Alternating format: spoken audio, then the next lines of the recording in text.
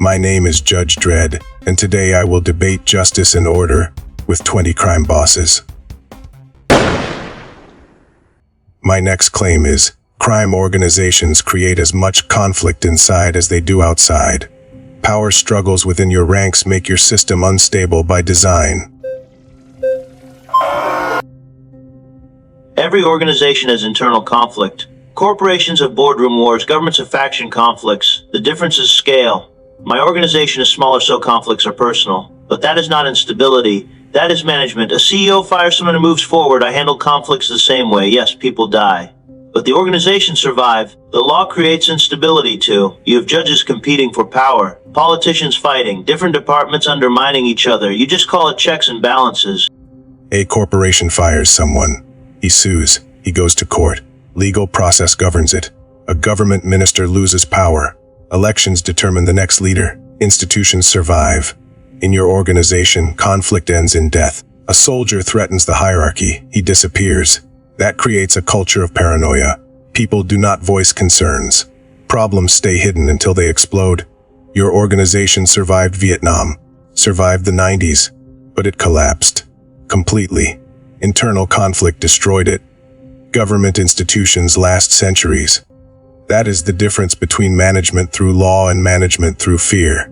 My organization collapsed because outside pressure became unbearable. Federal investigation, wiretaps, informants. The internal stability held until external force broke it.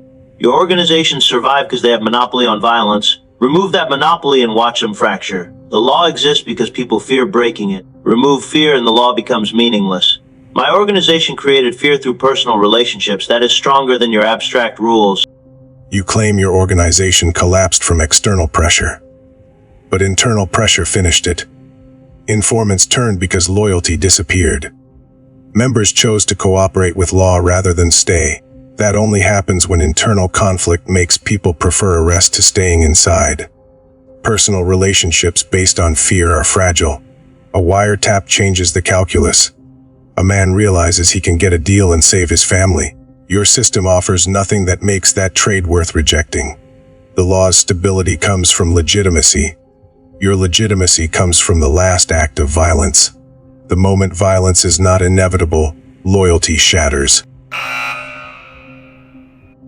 My next claim is that you reward results, not methods, which removes any limits on behavior. When outcome matters more than conduct, escalation becomes inevitable. You reward methodology, procedure, process. A judge who follows every rule and achieves zero convictions is successful in your system because he followed process. A criminal organization that breaks every rule and prevents crime is criminal in your system despite results. That is backwards. Results are what matter to the community. A neighborhood with no theft is successful, no matter how the no theft was achieved. You claim my system escalates because methods are unlimited, but I have achieved crime reduction. 70% reduction in certain territories. Through what methods? That is irrelevant to the communities who now sleep safely. A protection racket you installed. That is not crime reduction. That is reorganization. You moved the crime, not eliminated it. And the methods you used created victims. Witnesses intimidated. Business owners forced to pay. That cost is hidden in your statistics. A judge's conviction rate is lower because the conviction includes only proven guilt.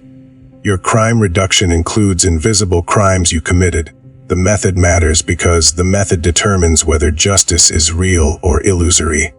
You require proof, evidence, certainty. That is why crime persists. A man is guilty, but the evidence is weak. You release him. He commits murder. That victim is dead because you required certainty. I do not require certainty. I identify patterns. I neutralize threats before they become victims. Yes, sometimes I harm innocent people, but the mathematical outcome is fewer deaths. Your obsession with process creates body counts. My willingness to bend method reduces them. You describe killing innocent people as acceptable because the mathematical outcome is better. That is utilitarian murder. a philosophy that justifies anything.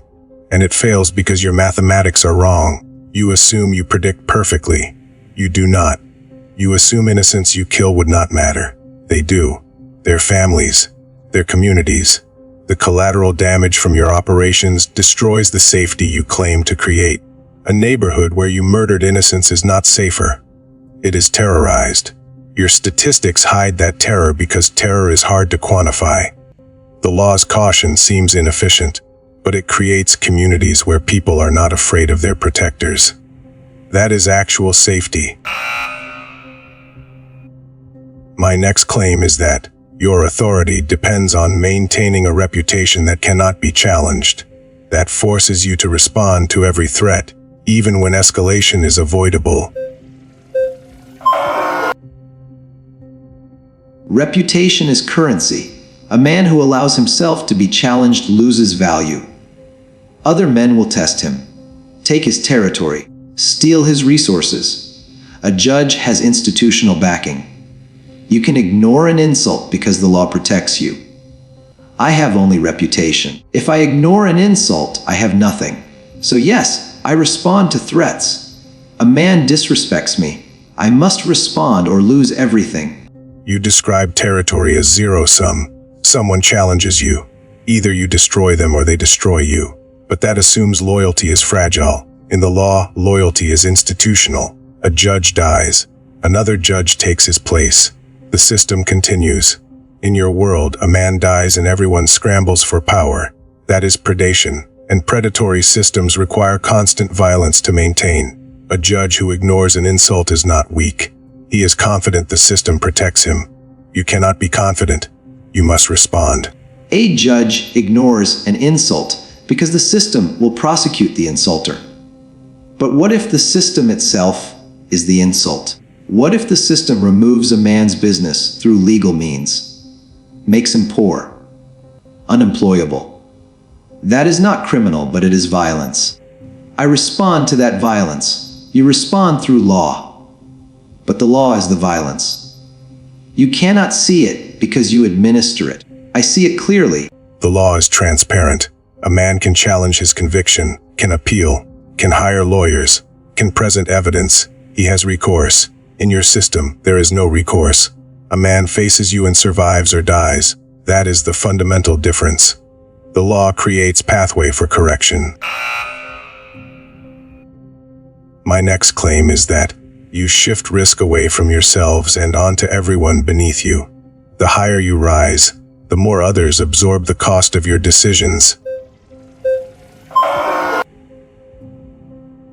A general sends soldiers to battle, but does not enter the field himself. That is command. A CEO makes decisions that affect thousands, but does not personally execute those decisions. I operate the same way. I make decisions, others execute.